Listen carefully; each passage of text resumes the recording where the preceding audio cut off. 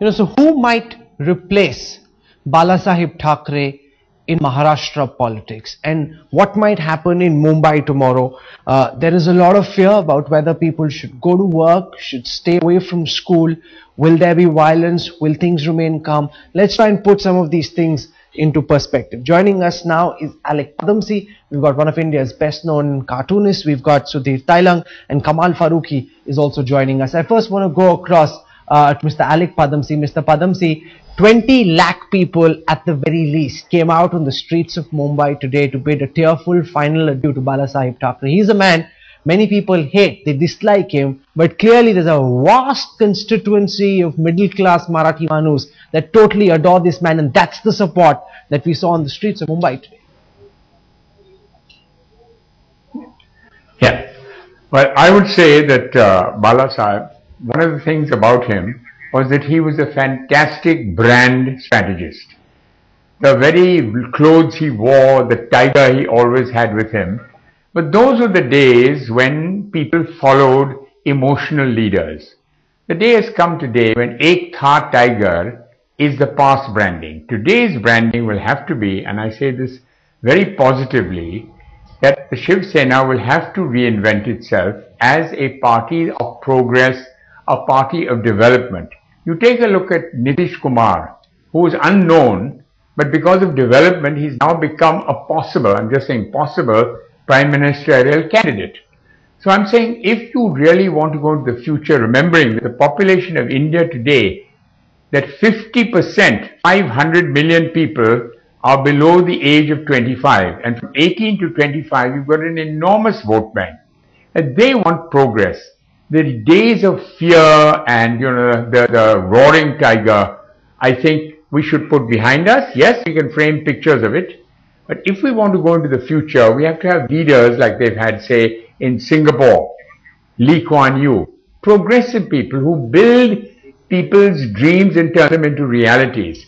And I just want to say that instead of having a big memorial at Shivaji Park, my humble suggestion is that in the name of Balasaheb Thackeray, there should be actually a world-class hospital built for the poorest of the poor, not for the rich, and a series of schools which will make our Mumbaikas so brilliant that they will grab all the jobs there are, not only in maximum city, but all over the world. Okay, now, Mr. Kamal Farooqi,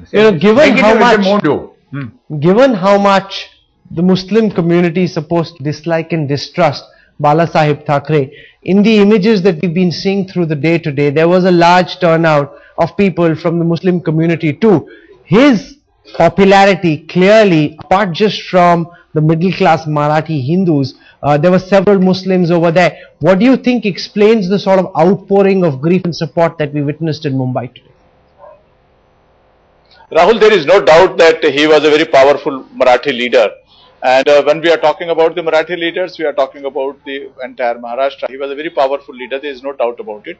And as far as Muslim participation is concerned, our religion very clearly says that for the departed soul, we have all the respect and we have all the sympathy with the family. We may differ with him. We do have some memories which we would not like to repeat right now because this is the moment for grief for the family. But coming off the people, that means that they are paying their respect, and nothing more should be linked with this. This is a part of our Indian culture wherein we take part in the good time and the bad times of the family. So as far as the Muslims are concerned, they are also part of Indian culture. And if the people are going over there and they are merging with the crowd, nothing should be seen more than what the Indian culture talked about and what the Islam talks about. As far as the other things are concerned, definitely, but this needs a clear discussion at some other time as to how he would be remembered in history. History is the true statement of whatever has been done by the people during their lifetime, good or bad. All those things will be has been already a part of the history, and that the people will know him through those parts, which some people may like it, some people may not like it. Okay, Mr. Sudhir Thailang, on the one hand, there is the political legacy of Bal Thackeray, and on the other, there is his legacy as a cartoonist. Do you think his political legacy completely overshadows his contribution to the world of cartoons? Absolutely right. Absolutely, you're absolutely right. I must say that it is now, after his death, in the last, I think, 2-3 days, people have come to know another facet of Balasaheb Thackeray. That is that of a cartoonist. Not many people knew about Balasaheb being a cartoonist, and probably Balasaheb also did not highlight it. But let me tell you that when I interviewed him in 2000 for Hindustan Times, Balasaheb Thackeray said that I do not want to be known as a politician. I would rather be known as a political cartoonist. His first love still was political cartooning. And I must say that if today, after his death, I have to assess him as a cartoonist, I would say that his cartooning, his Free Press Journal, was of course a little amateurish. He was learning the ropes of cartooning at that time, along with R.K. Lakshman, who was also sitting next to him in the office. But when he started Marmik, he flowered into a first-rate cartoonist, and R.K. Lakshman and Balasaheb Thackeray both started copying Mr. David Low.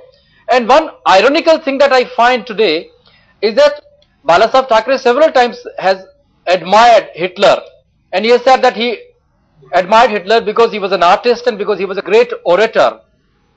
I don't know how great an artist Hitler was. He was a very poor artist, but orator, of course, he was. If you do not look at other things of Hitler, Balasaheb Thackeray actually admired him. But look at the irony that Balasaheb Thackeray was based or fashioned after a cartoonist who was on the hit list of Hitler, David Low, because he did fierce attacking, absolutely ruthless cartoons against Hitler during the World War, and he was hated by Hitler. And here was a cartoonist who was hated by Hitler but copied or imitated by a cartoonist who admired Hitler. It is a very ironical situation indeed, and in that sense, Balasaheb Thackeray is a man of many contradictions. He was a fabulous cartoonist. He liked Hitler. He was very warm and affable in person, yet his speeches could be very visceral. They would, be full of hate for several communities, and his politics was always based on targeting some community or the other. His targets kept changing, but the fact that there was an object of hatred is one constant in the entire political journey of Balasaheb Thackeray.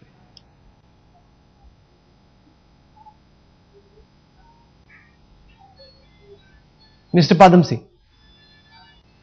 Yes, the strategy that is always successful is if you are starting out, you need an enemy to fight. You need a scapegoat. Hitler blamed the Jews. Balasaheb had a very interesting strategy. First, it was of course the South Indians, and it was triggered by Krishna Menon and his hatred for communism. And then it moved to for a while to the Gujaratis, believe it or not, and I think Narendra Modi should take that into cognizance. And then, of course, it moved to the Muslims, and today with Raj Thackeray, it's moved to the North Indians. So if you don't have a program, and what worries me about Thackeray's legacy is what did he do for the Marathi Manus, except give them pride. That he did excellently. Pride. We are the Marathi Manus. We are Mumbaikars. But beyond that, what did he build? Did he get them more jobs? Did he get them a better standard of life? Did he give them a philosophy other than violence? Did he give them a philosophy which they could follow like Gandhiji did for us? A legacy means something that will live forever. I'm afraid violence or a severe kind of a leader like Indira Gandhi tried in the emergency, fear. Fear does not work for a long time. Fear is a very short term, its shelf life is very short. And as we saw, Mrs. Gandhi was totally defeated in the elections after she closed the emergency. So I would say to the new Thackeray's, whether it's Raj or whether it's Uddhav, think about it.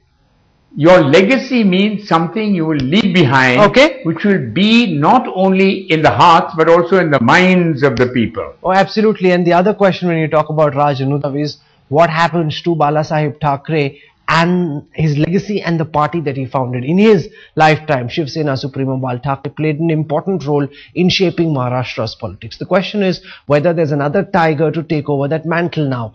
If the wildlife photography loving Uddhav cannot, can it be his son Aditya? Or will the restive Sena flock migrate to Raj Thackeray's camp, snubbing the appeal of the Sena patriarch who wanted his legacy to be carried forward by his son? Let's try and find out.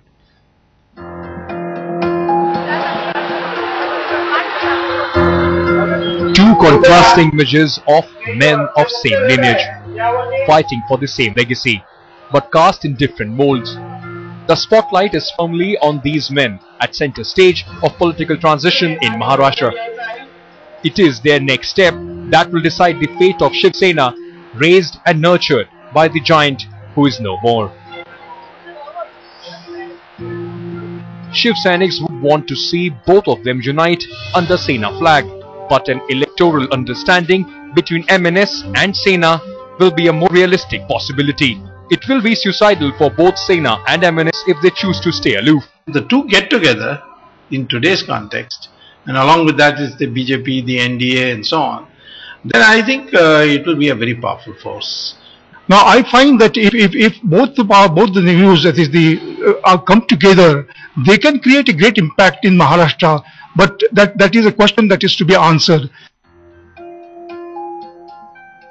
Bal Thackerays passing away could open the doors for a compromise formula, where Raj could become the face of the party and Uddhav could be the strategist working in the background, as he has done mostly. Both could even share power by taking responsibility for different regions of the state. Well, if you think, or if anybody thinks that Bal Thackeray's politics was relevant at that point, and it is relevant even today, then probably Raj Thackeray will have edge over others. Whatever they do next, it has the potential to alter the course of Maharashtra politics. While their coming together will make Sena stronger and consolidate Marathi Manus vote bank, giving the party a handsome chance of storming into power, riding a sympathy wave. But if they are driven further apart by their egos and personal ambitions, then Shiv Sena will be the biggest loser. It is certain to start a drift of hardliners within the Sena fold to Raj Thackeray's camp, seen by many as the worthy successor to Bal Thackeray's brand of politics. Any split in Marathi Manus votes is likely to strengthen hands of rivals Congress and NCP. There is a very strong perception that Raj Thackeray is a better bet to carry forward Bal Thackeray's fiery politics of regional identity. His leadership and organizational skills certainly boost his case.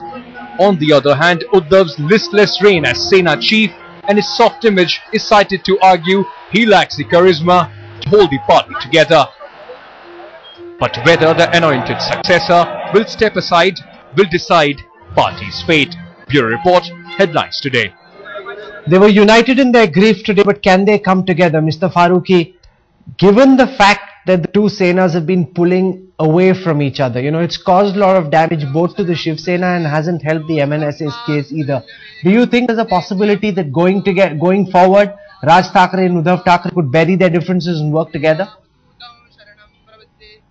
I have my serious doubts about it, because even during the lifetime of Balasaheb, definitely these things people were trying, but it was not happening, and both the brothers couldn't come together.